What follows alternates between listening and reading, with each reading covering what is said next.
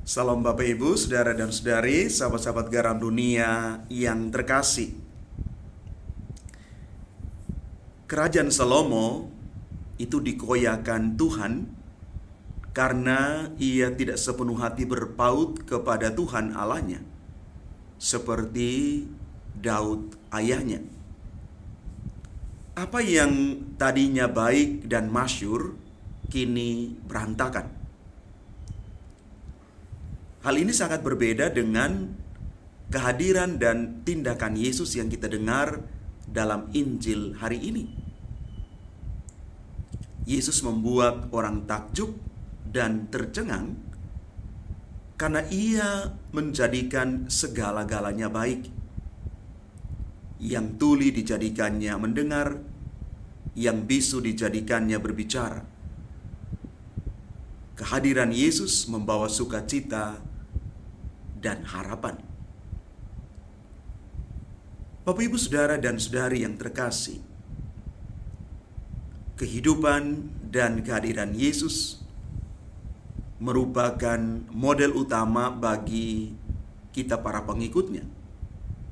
Artinya, dimanapun para pengikut Kristus berada, mestinya di sana ada kebaikan, ada harapan, juga sukacita. Kelemahan fisik seperti yang dialami oleh Salomo pada masa tuanya dapat mempengaruhi kehidupan spiritual kita dan membelokkannya ke arah yang lain sesuai selera orang lain. Untuk itu, merawat relasi secara terus-menerus dengan Tuhan melalui doa dan juga aktivitas spiritual lainnya itu sangat penting. Karena umur tua bukanlah jaminan bahwa kita kuat dan dewasa dalam hidup beriman. Maka mari Bapak Ibu, Saudara dan Saudari, umat Tuhan yang terkasih, kita berjuang dari hari ke hari. Kita belajar untuk menemukan inti sari kehidupan yang sesungguhnya. Kita belajar untuk menemukan bahwa di dalam setiap kehidupan kita tidak berjalan sendiri. Kita tidak berjuang menggunakan kemampuan diri kita sendiri yang kadang-kadang terbatas. Maka kita perlu mengikut sertakan Tuhan di dalam segala situasi hidup apapun juga. Kadang-kadang kita berpikir semua yang terjadi itu adalah kekuatan kita. Lalu ketika kita mengalami yang namanya kegagalan, kejatuhan, lantas kita mempersalahkan orang lain, bahkan juga kita mempersalahkan Tuhan.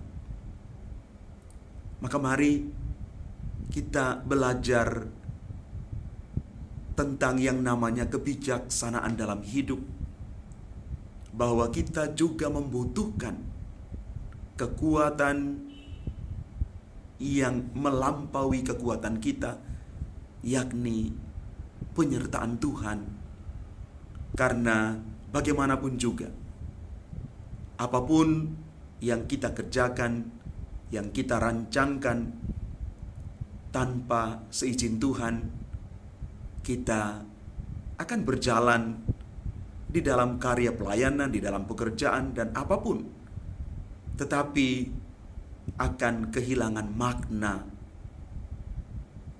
Maka kadang-kadang tidak heran orang bertanya, apa yang saya cari dalam hidup ini? Mengapa itu terjadi? Karena kita kehilangan orientasi.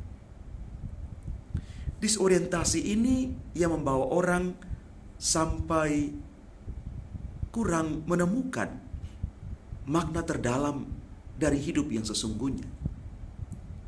Padahal kalau kita mau menelisik lebih dalam, kita akan menemukan bahwa kedalaman kehidupan yang paling utama yang kita perjuangkan adalah ketika segala sesuatu yang kita lakukan sebagai orang beriman demi kemuliaan nama Tuhan yang makin besar dan juga berkat untuk kita.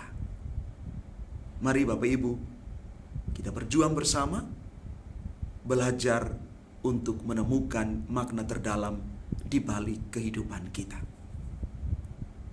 Tuhan memberkati kita sekalian. Amin.